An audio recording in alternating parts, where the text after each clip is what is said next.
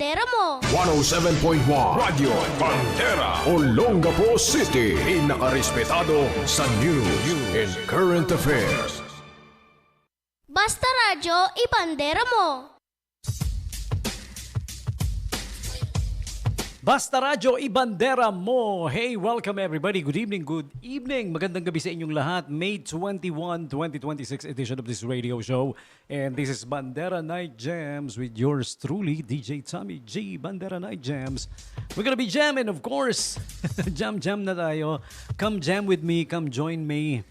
Message me, call or text me up 0910-6909-501. Pwede ring mag-comment on the Facebook Live that's up right now, syempre, on the Facebook Live of Bandera, Radyo Bandera, 107.1 News FM. Look it up on Facebook, okay? And I shared it with my page, of course. Look it up, DJ Tommy G on Facebook. Also, look it up on the Olongapo-related pages because, well, Radyo Bandera, News FM, Olongapo. Why not? All right. Ayan, so welcome everybody. Welcome. Good evening. Latest chika muna. Yung sa natawa ko dun sa viral ngayon yung yung umiikot yung screenshot ba yon ng pangangamusta kay Pia Cayetano. Dami naman pala nangamusta eh. Ayun daming nangamusta. Tapos eto sa GMA News sa 24 oras ko yata nakita. Ewan ko kung legit o fake, hindi ko alam. Kasi nowadays, kailangan mag-ingat ka no? Basta ako nakita ko sa Facebook, eto na lang. Hindi ko binabouch na true or baka gawang AI or edit. Pero nakalagay yung 24 oras no? Sabi dun sa nakita ko nabasa ko, nung nangyayaring kaguluhan, may GC, may nag-share ng GC nila sa Senate, no? May GC kasi ang siyempre, the Senate, tsaka yung mga staff nila, no? Nakalagay, we are praying for you. Ingat kayo dyan, yung mga ganon, nakalagay.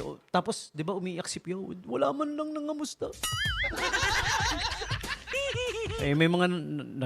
May mga pinagdarasal pa nga pala kayo, di ba? Hindi lang pangangamusta yun, Higit pa nga sa pangangamusta yun, pinagdadasal na kayo.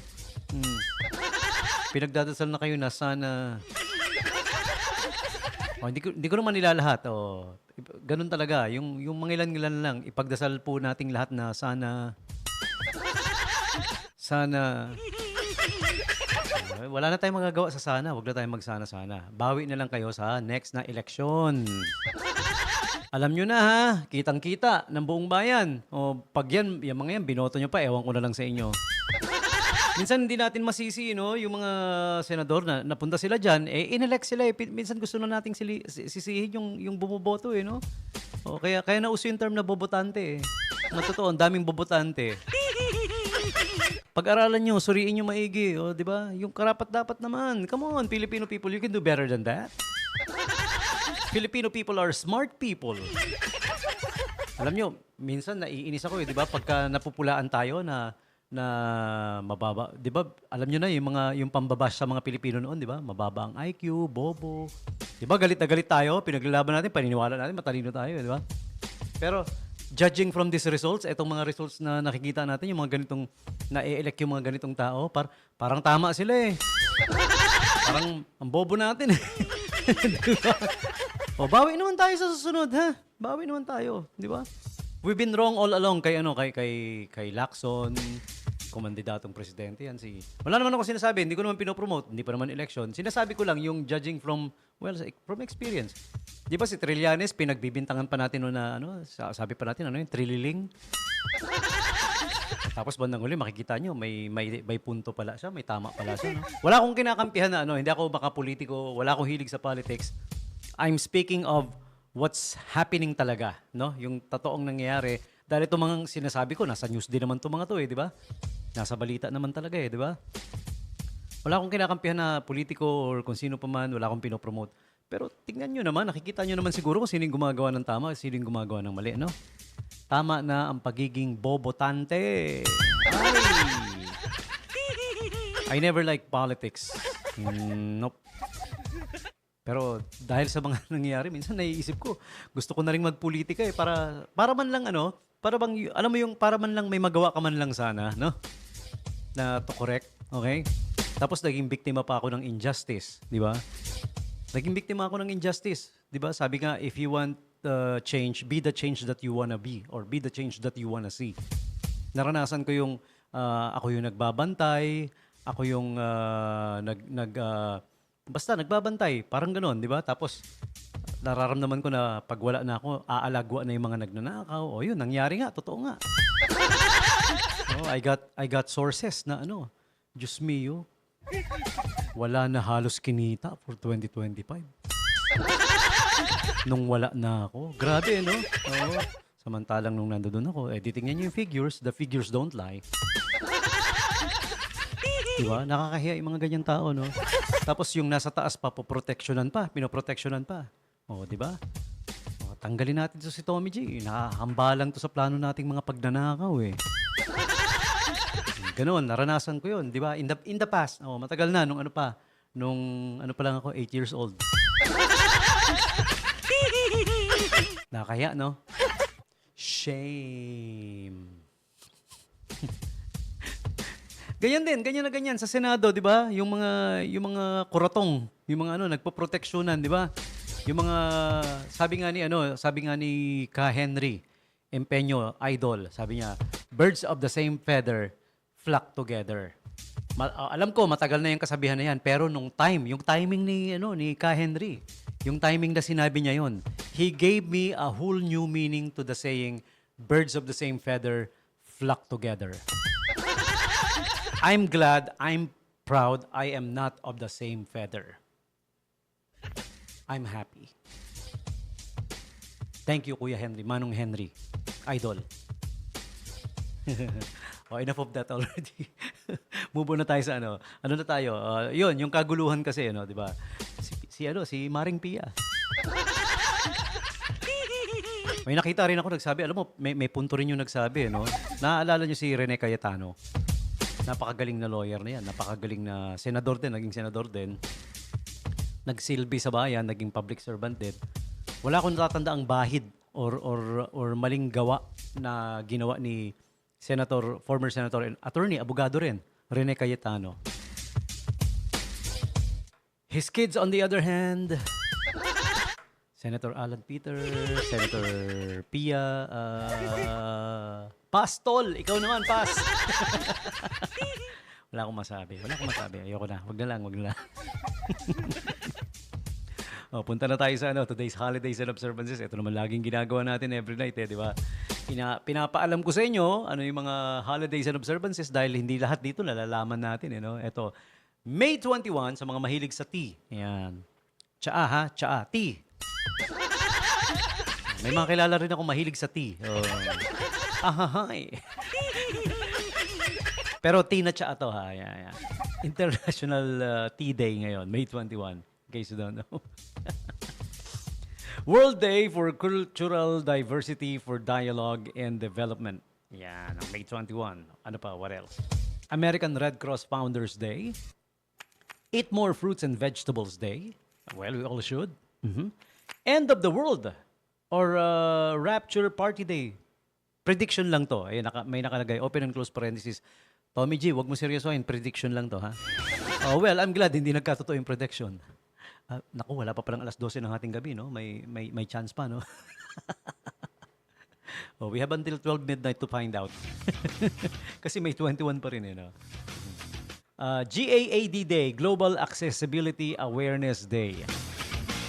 I need a patch for that day. International Chardonnay Day. Chardonnay is an expensive kind of wine. Am I right? Yeah. Chardonnay. Memo Day. Mga memo. A lot of it in each office's memo. All right, and Sister Maria Hummel. Sino si Maria Hummel? I don't know her. Si Mother Teresa, alam ko, pero si Sister Maria Hummel, I don't know. Okay, so that's about it. Just a few holidays and observances for you. May 21, 2026. And for all of you people celebrating your birthdays today, May 21 birthday celebrants naman, this one's for you. Happy birthday to you, happy birthday. Happy birthday to you! This is being brought to you by my favorite pizza place, Angel's Pizza, Olongapo. Number 395 Rizal Avenue West, Tapinac, Olongapo City. Caller text 0927-117-9020 for increase. And ongoing pa rin ha, of course. Forever tong ongoing dahil basta meron kang APC card, Angel's Pizza card or Angel's Privilege card, buy one, take one forever ang Angel's Pizza, no? Okay? Merong big family or family size pizza na bibilin kayo, libre na yung pangalawa. Same size. Di ba? Kung big family yun, di big family din yung same size na libre. Tapos, you get to choose the flavor that you want. Pwedeng ibang flavor. How awesome is that, Hopper? Ha? So, go grab your APC card at Angel's Pizza, Olongapo. 395 Rizal Avenue West, Tapinac, Olongapo City. In front of 4th Street, yung corner ng 4th Street before entering. Yan, okay? Also, check out their Facebook page to find out more about Angel's Pizza, Olongapo. Happy birthday to Nora Honor. Superstar, superstar, Jesus Christ, superstar. Oh, ibang superstar. Si Nora Honor kasi got the moniker superstar, no? Superstar, superstar, pearly shells from the ocean. Nora Honor, no? Kaya kong palitan si Ate Gay eh. Si Ate Gay kasi magaya kay ano. Magaling manggaya kay Nora Honor. Ano? Si ano pa, actress pa uli, Julie Vega. Yeah, she was born May 21, 1968. Also, happy birthday to body beautiful Miss Vivian Beles. She was born May 21, 1968. Yan, okay. Isko Salvador. Filipino entertainer Isko Salvador was born May 21, 1958. Hindi si Isko Moreno, iba yon. Si Yorme. Iba yon. Si Isko Salvador, si ano, if I'm not mistaken, siya yung nagmamonitor ng Brad Pitt. Yan, sumikat siya as Brad Pitt eh, no? B-R-O-D, hindi si Brad na artista ha, na Brad Pitt na asawa dati ni Angelina Jolie. Our own version of Brad Pitt, B-R-O-D, Broad. Brad Pitt, kasi brother siya. No? Okay, next up we have happy birthday also to actor Judge Reinhold. Turns 69 today. All right. And next up, also happy birthday to comedian Noel Fielding. He turns 53 today. All right. Noel Fielding is a British comedian, stand-up comedian. Okay, you guys go check his works. He's among my favorites, Noel Fielding. Yeah, pwede niyo makita sa YouTube yung works niya, no? Yung kanyang stand-up comedy shows. All right. And singer Gotye. You guys remember the song, Now You're Just Somebody That I Used to Know. Somebody. Yeah, let's play that song, okay? Rock singer Gotye turns 46 today. And Mr. T. You guys remember Mr. T from the A-Team? Okay? He turns 74 today. Still donning the same look, yung flat top hair na nasa gitna lang. Oh, yung iba naman nasa gilid lang, shaggy, no? Siya gilid lang ang buhok. Pero siya nasa gitna lang. Yung crew cut na nasa gitna lang, no? All right. Country singer Cody Johnson turns 39. And movie actor, TV actor Kevin Quinn turns 29 today. If you're not familiar with Kevin Quinn, look it up na lang. All right. Oh, me, oh my. The notorious B.I.G. was born May 21, 1972, a long time ago. But he passed away early, no? Sayang eh. Dami pa sanang gagawin to eh. He was, well, alam niyo na, yung battle between the East and the West. East Coast and West Coast. Yun, he got caught in the middle of that. Yeah. Si Notorious B.I.G. He got great songs, you know? All right? He would have been 54 today, right? Mm-hmm. But he passed away 1997 agad. Just the young age of ilan to? 25.